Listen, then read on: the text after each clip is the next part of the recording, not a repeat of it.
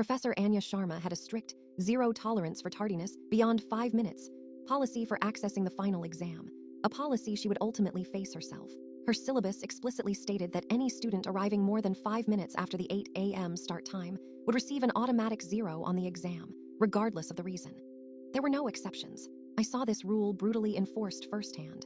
Poor David Chen was denied entry at 8:05 and 15 seconds, utterly devastated, after his car broke down on the side of the highway.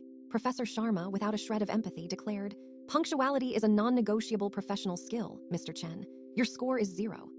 Then there was Emily Rodriguez, who, despite arriving at 8:06 flat, panicked by a traffic jam that morning, was also rejected. Professor Sharma sternly told her, "Disregarding the syllabus has consequences, Miss Rodriguez.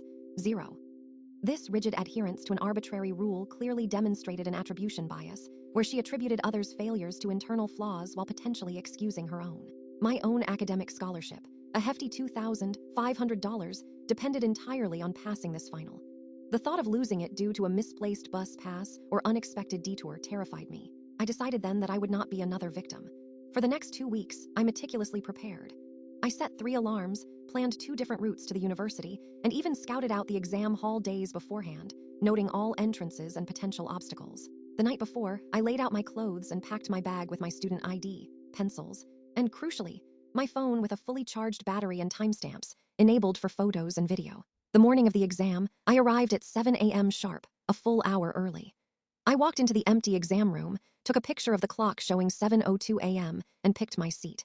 As 7:45 a.m. approached, other students began to arrive.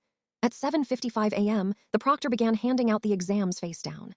The clock ticked past 8 a.m., then 8:01 a.m., 8:02 a.m. My heart hammered. 8:03 a.m.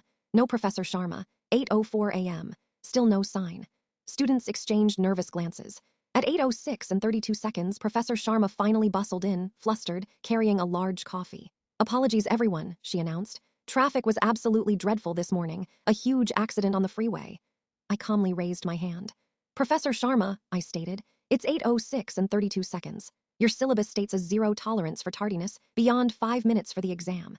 My phone was already recording, and I noticed several other students quietly filming with their own devices. I opened my copy of the syllabus, pointing to page 3, section 4, subsection B. "Arrival more than 5 minutes past the scheduled start time of the final examination will result in an automatic score of 0 for the student." Just then, Dean Thomas Albright entered the room, having been alerted by a student email about Professor Sharma's tardiness. He held up a printout of the syllabus, his expression grim. "Professor Sharma," he said, "your own rule, and it's 8:06 and 32 seconds. Given your consistent application of this policy to your students, we must apply it to you. This exam is nullified, and your position as exam administrator for this course is terminated." The golden rule, demanding reciprocal treatment, was perfectly enacted. Follow for a new story every day.